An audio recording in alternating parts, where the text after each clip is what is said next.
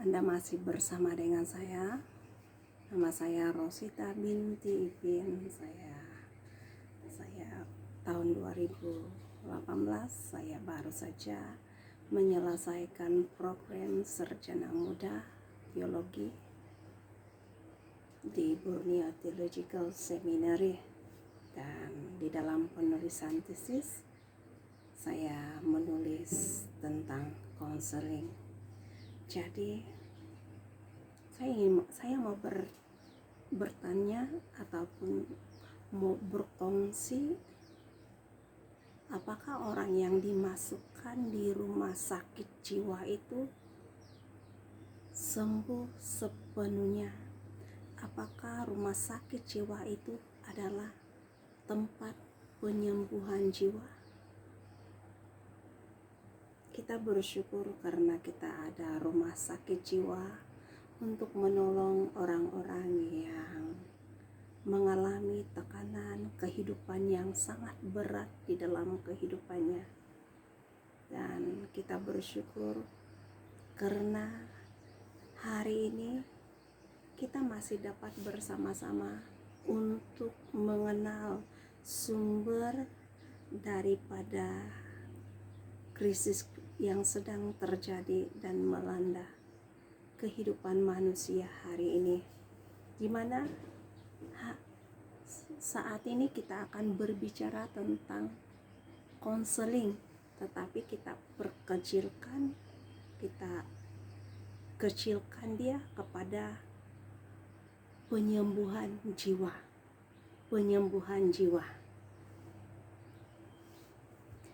Sejak semula gereja Kristen mempunyai kaidah dan pelayanan untuk melayani krisis mental, emosi, dan tingkah laku manusia.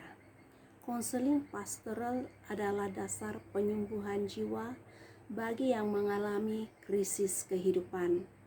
Karena inti sebenar dari pelayanan ini adalah kasih Yesus. Sesungguhnya Allah menyembuhkan orang-orang yang terluka hatinya dan mengampuni mereka yang telah berdosa dan bertobat. Pelayanan penyembuhan jiwa menekankan hubungan seseorang dengan Allah yang menghasilkan pembaharuan dan perubahan dalam bidang mental, emosi, dan tingkah laku dari kehidupan. Dan saya juga mau memperkenalkan bahwa saya masih dalam proses untuk menyelesaikan Master of Art in Pastoral Counseling, tetapi memandangkan dunia sedang mengalami COVID-19, maka program ini juga tertunda. Dan kita berdoa supaya di masa mendatang keadaan kesehatan dunia akan semakin baik, dan doakan supaya saya berhasil untuk menyelesaikan program master di dalam counseling juga. Doakan juga impian untuk kalau Tuhan kehendaki ingin meneruskan lagi ke peringkat yang lebih tinggi, tetapi saya masih mengkhususkan untuk konseling. Jadi bagi Anda yang masih kebingungan untuk menemukan orang-orang yang dapat menolong Anda, bukan dapat menolong secara 100%, tetapi untuk berkongsi masalah dan sebagainya, Anda boleh menuliskan di bahagian komen. Jadi kita masih sedang berbicara tentang pemulihan jiwa. Bagi Anda yang mengalami masalah yang berat dalam kehidupan ini, ada pemulihan untuk Anda. Jangan risau. Jangan ambil keputusan untuk, biasanya kalau orang-orang Borneo ini dia tidak suka terjun bangunan. Dia akan selalu cari racun. Ya, minum racun rumput, misalnya minum garam masam, macam itu. Tidaklah sampai ke arah itu, ataupun Anda terjun ke sungai atau bunuh diri, mau dilanggar kereta. Jangan, berhenti dulu. Kalau Anda sedang berpikir ke arah itu, stop, tunggu. Karena kenapa? Allah memerintahkan dan mempersiapkan Anda dan saya untuk saling memperhatikan dan saling membangun. Namun sistem-sistem dunia telah meremehkan pelayanan penyembuhan jiwa dan menakut-nakutkan orang Kristen sedemikian rupa sehingga mereka merasa tidak mampu untuk menolong. Gereja telah tertipu dan meninggalkan panggilannya untuk membimbing dan menolong orang-orang Kristen yang benar-benar memerlukan bimbingan dan pembaharuan hidup. Gereja Tuhan harus menyadari bahwa membangun disiplin jauh lebih susah daripada berkata-kata. Memang tepat. Sebenarnya membangun disiplin jauh lebih susah daripada berkata-kata. Kadang-kadang kita terlalu banyak berkata-kata, tetapi disiplin kita lemah. Jadi mari kita meningkatkan disiplin secara pribadi. Karena disiplin menuntut jumlah kepekaran yang tinggi di dalam membangun kehidupan kita secara pribadi. Ramai orang Kristen beranggapan bahwa hanya masalah-masalah biasa dan mudah saja yang dapat diselesaikan oleh gereja, sedangkan masalah-masalah rumit diserahkan ke tempat lain. Bila masalah-masalah bukan lagi masalah biasa, bila orang-orang sungguh-sungguh mengalami kepedihan hati dan kesengsaraan, bila mereka mencapai tingkat di mana jawaban sederhana tidak cukup, gereja mulai takut untuk terlibat. Orang-orang yang ada di dalamnya merasa tidak mampu dan sudah terlalu banyak dibebani dengan bertanggung jawab terhadap hal-hal yang lain, sehingga tidak dapat lagi menolong dalam situasi-situasi yang sangat sulit. Akibatnya, orang-orang Kristen diserahkan ke tempat yang lain. Sebenarnya ini bukanlah prinsip pelayanan Yesus Kristus. Bila ada orang yang mengalami masalah di sekitar Anda, terutamanya dia adalah orang percaya, jangan meninggalkan dia. Berusaha untuk berada di sampingnya, bersama-sama untuk mencari jalan keluar. Jangan tinggalkan dia sendirian. Berdoa terus dan mendampingi dia sampai dia boleh berdiri sendiri, mencari Tuhan secara pribadi dan menemukan Tuhan Yesus secara pribadi di dalam kehidupannya. Penyembuhan jiwa yang menjadi dasar pelayanan Tuhan Yesus menuntut kata-kata untuk percaya. Yesus tidak menuntut banyak daripada kita.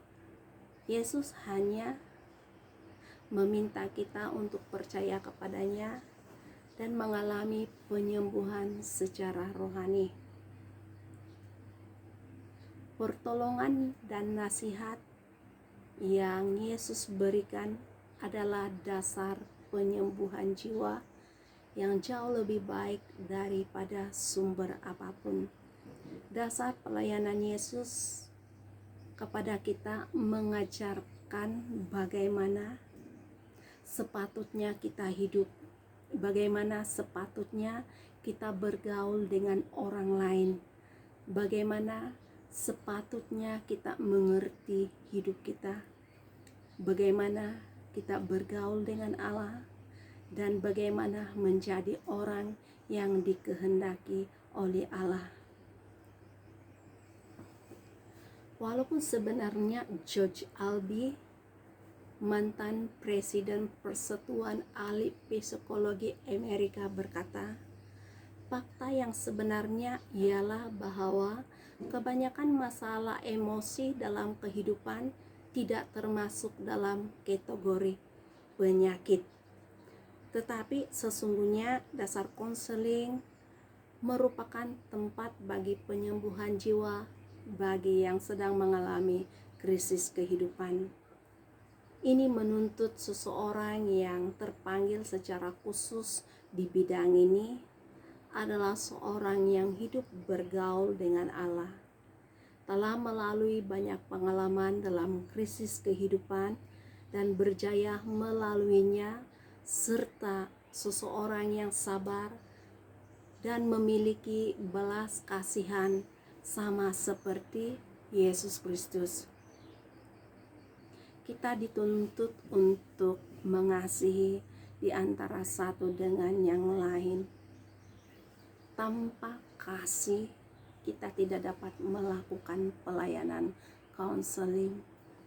Bagi saya secara pribadi, kadang-kadang ada case tertentu yang pernah saya hadapi menuntut belas kasihan yang penuh daripada Yesus Kristus untuk menyelesaikan masalah yang dia sedang hadapi. Sebenarnya hari-hari ini dunia sedang berduka. Di negara kita ini tidak cukup terasa. Di negara kita ini tidak cukup terasa.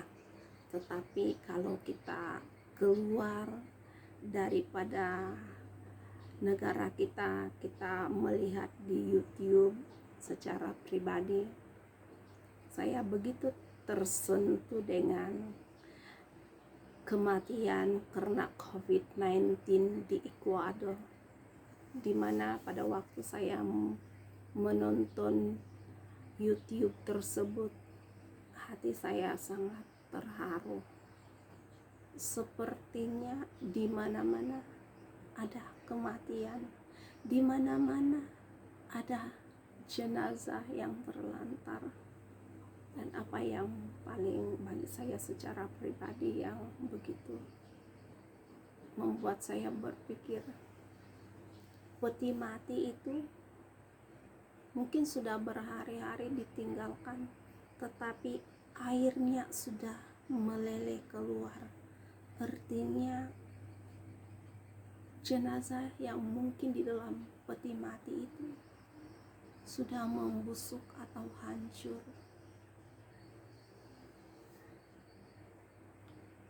Ada keluarga-keluarga yang tinggal dengan ibu bapak yang mati di dalam rumah mereka secara pribadi.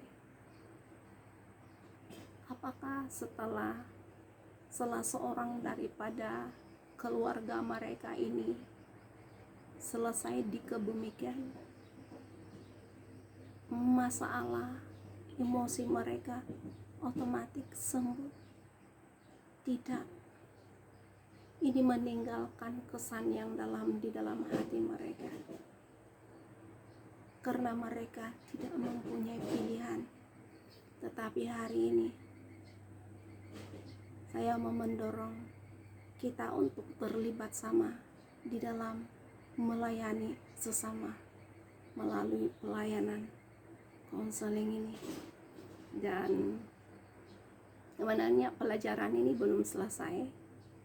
Jika Anda masih mau meneruskan, ikuti pembelajaran yang seterusnya.